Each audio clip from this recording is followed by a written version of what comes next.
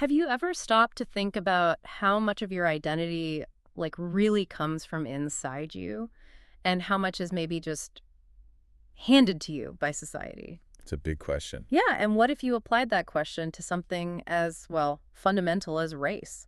That's where things get really complex and, let's be honest, pretty uncomfortable for a lot of people. Today, we're doing a deep dive into transracialism. Right, this idea that someone might identify as a different race than the one they were, assigned at birth. And it sparks very strong reactions, which is why we need to unpack it carefully. Absolutely. And just to be clear up front, this isn't about us taking sides. Our mission here is really to cut through all the noise. We've pulled together a whole stack of sources for you: academic papers, sociological research, YouTube discussions, even really personal stories from places like Reddit. The big question weaving through all this material is this idea of a transracial community going to end up creating more racial division? Or, perhaps surprisingly, could it actually push us to understand identity in new ways? Maybe even lead to more acceptance? That's the core tension, isn't it? Division versus evolution, maybe. You could put it that way. Our goal today is basically to give you a shortcut. We want you to get the main arguments, the surprising facts underneath, the implications, without getting buried in all the information out there. Okay, so let's get started. Let's ground this first. What is transracialism, according to these sources? At its simplest, it's identifying with a race that's different from the one assigned at birth. But crucially, the sources often frame it as more than just liking a culture or changing your look. Right, it's presented as this deep internal feeling, a sense that your true racial self doesn't match your ancestry or how you were initially categorized. And this whole concept, it really forces us to look hard at what race even is, which is fascinating. Yeah, because the science, well, multiple sources really hammer this home. Race, as we usually think about it, isn't some fixed biological fact. It's mostly a social construct. Exactly. The Human Genome Project was a huge moment for this understanding. Huge, because it found, remarkably, that there's often more genetic difference within a so-called racial group than between different groups. Genetically speaking, we're incredibly similar as a species. It's less like distinct boxes and more like gradients, continuous variation. So these categories we use are quite fluid, historically speaking. Definitely.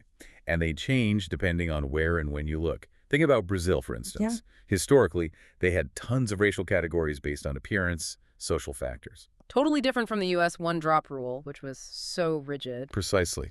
And even forensic scientists trying to ID a skeleton based on race, they're often making an educated guess about how society would have labeled that person, not uncovering some absolute biological truth. So the fact that these categories were created by society, that actually becomes part of the argument for transracial identity for some. Like, if society made the rules, can individuals redefine them? That's a key part of the rationale you see in some of the sources, yeah. It's this idea of challenging socially imposed boundaries. Okay, but we should be careful here. It's not saying there are no physical differences linked to ancestry. No, absolutely not. The sources acknowledge observable traits, skin color, hair texture, certain features. These variations are real and linked to where our ancestors came from. But they don't neatly create separate, distinct biological races. It's more like a spectrum. Exactly. It's a spectrum, not boxes. And that nuance, that very complexity, is where the debate around transracialism really takes off. It makes you ask, well, what does identity mean if the category itself is socially constructed? This is where it gets really interesting and, yeah, often very heated. There's this comparison that comes up a lot in the sources, linking transracial and transgender identities. It's a common parallel drawn. The argument basically goes, look, society is increasingly accepting that gender identity is internal, it's fluid, it might not match the sex assigned at birth. Because there's this sense, maybe even neurological, of being male, female, or something else. Right. So the question posed is, if we accept that for gender, why not, logically, for race? One paper we looked at really pushed this, saying there's no coherent principled defense for accepting one but not the other. It's a provocative point. But, and this is a huge but, that analogy gets a lot of pushback.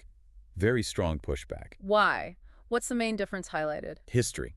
Overwhelmingly, it's about the massive historical weight of systemic oppression tied to race. Slavery, colonialism, segregation, the fight for civil rights. Things like discussions around reparations or the legacy of residential schools in Canada, that kind of deep intergenerational trauma. Exactly. Critics argue very strongly that you can't just choose to step into that history, or, crucially, step out of the privilege associated with the race you were born into, especially if you were born white. That makes sense. And then there's the practical side. Unlike for transgender people where they're, developing pathways, social, medical, legal. There's really nothing comparable for racial transition.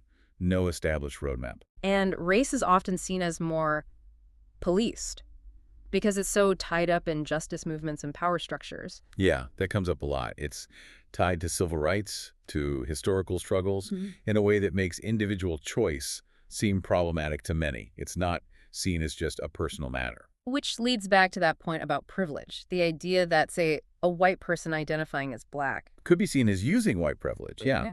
Because theoretically, they could potentially switch back and reclaim the societal advantages of whiteness if things got tough. That option just isn't there for someone born into a group that faces systemic racism. It's a really sharp criticism found in many sources. Okay, so that's the theory and the big distinctions. But what about the people themselves? What actually motivates someone to identify as transracial? The sources must talk about that. Oh, definitely. And the motivations are really diverse. It's not just one thing. Like what? For some, it's described almost like gender dysphoria, this really deep internal mismatch. Their sense of self just doesn't align with their assigned race or appearance. An internal dissonance. Right. Then you have stories about seeking belonging.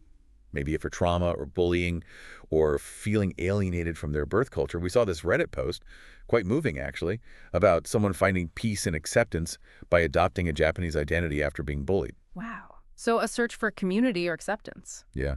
And sometimes it's just a profound, almost overwhelming connection to another culture. Feels more them than the one they were born into. But these personal feelings, when they become public, that's when the controversies erupt, right? We've seen high-profile cases. Well, absolutely. Rachel Dolezal is probably the most famous example, a white woman presenting as black for years. It just ignited a massive debate about appropriation, privilege. Yeah, I remember that. And Ollie London, with the surgeries to look Korean. That raised huge concerns about fetishizing K-pop culture, about appropriating Korean identity. There was significant backlash. And Martina Big, the German model who underwent extreme procedures to darken her skin. That case pushed boundaries even further. It brought up really intense ethical questions about authenticity, about how far self-identification can go, especially when it involves such drastic physical changes. These cases really highlight the public friction. So you have these personal motivations, these intense public controversies, which brings us back to that core question, is this whole phenomenon ultimately going to divide us more? Or could it change how we see identity for the better? That's the heart of the debate presented in the sources. On the division side, critics are really worried about trivializing lived experiences. How so? The argument is that it can make race seem like a costume, reducing cultures that were forged through struggle and resilience into something you can just put on. It feels like it ignores the history and the pain associated with certain racial identities. And it could undermine efforts for racial justice. That's a major concern. If race becomes totally fluid and individual, how does that affect collective action against systemic racism? Does it dilute things like Black History Month or arguments for reparations, which are grounded in shared, imposed racial categorization and oppression? I see the worry there. And the colorism point you mentioned earlier. Yeah, that physical alterations can sometimes reinforce harmful beauty standards. The idea that certain looks, often lighter skin, are more desirable. It points to deeper societal biases still at play. Okay, so those are powerful arguments for division. But what about the other side? The argument for evolution or individual freedom. Well, proponents really lean on that idea of individual autonomy. If race is primarily social, shouldn't individuals have the freedom to define themselves? They argue identity is complex, it's personal, it's not always clear-cut. And the transracial community isn't just one voice, right? There's diversity within it. Absolutely. It's a spectrum of views and experiences. And you can't ignore the role of online communities, Reddit, Discord, places like that. They've become really important spaces for people exploring these identities to find support, share experiences, and just talk. Though, like any online space, they can also be echo chambers or places where misinformation spreads. True. It's a double-edged sword. But they are undeniably part of the landscape now. Okay, so we have this complex social debate, and then technology throws another huge variable into the mix, doesn't it? Oh, absolutely. The future implications are, While mind-bending, we already see cosmetic procedures, physical alterations happening now. Right, like the cases we mentioned, but they have limits. You can't easily change bone structure, for example, Yeah. and there are ethical issues already, health risks, reinforcing beauty standards. Exactly. But then you look ahead. Technologies like CRISPR gene editing, basically molecular scissors for DNA, or similar tools like Talon and MAGE. These could theoretically allow changes to traits associated with race at the genetic level. Potentially, yes. And that opens up a massive ethical Pandora's box. You start talking about eugenics, designer babies. Hmm. The potential to worsen inequality by creating new biologically based social divisions is terrifying. It really is. It forces us to ask fundamental questions about what it means to be human. And it connects to this idea of morphological freedom. Should people have the absolute right to change their bodies however they want? Where do we draw the line, if at all? And even beyond the physical, think about digital identities, virtual reality, avatars. You can already customize your race online. Is blurring the lines between physical reality and perceived identity even further. The way we define self is changing rapidly because of tech. So these technologies mean we have to have serious ethical conversations about identity, and soon. We need to figure out how to handle this power responsibly. We really do, because the stakes are incredibly high. So wrapping this all up, it's clear that transracialism is incredibly complex. There are no easy answers here. Not at all. It really pushes against our basic assumptions about who we are, where we belong, what race even means. It digs into history, privilege, the core of self-definition. And as we navigate this, the call seems to be for what? Empathy? Critical thinking? Both. Definitely both. Approach these conversations, whether you encounter them online or off, with curiosity, but also with a critical eye. Remember, identity is fluid. It's evolving for everyone. And listening to different viewpoints, even the uncomfortable ones, is key. Absolutely. That's often where real understanding begins. So maybe the final thought to leave everyone with, building on all this, given that race is largely social and tech might allow unprecedented physical alteration, how is our understanding of race and identity going to change? Right. Will it lead us toward a more fluid, maybe more accepting society where self-ID is key? Or are we heading for new kinds of divisions, new ethical nightmares, maybe even deeper societal fractures? It's a huge question. No clear answer, but definitely something to keep thinking about.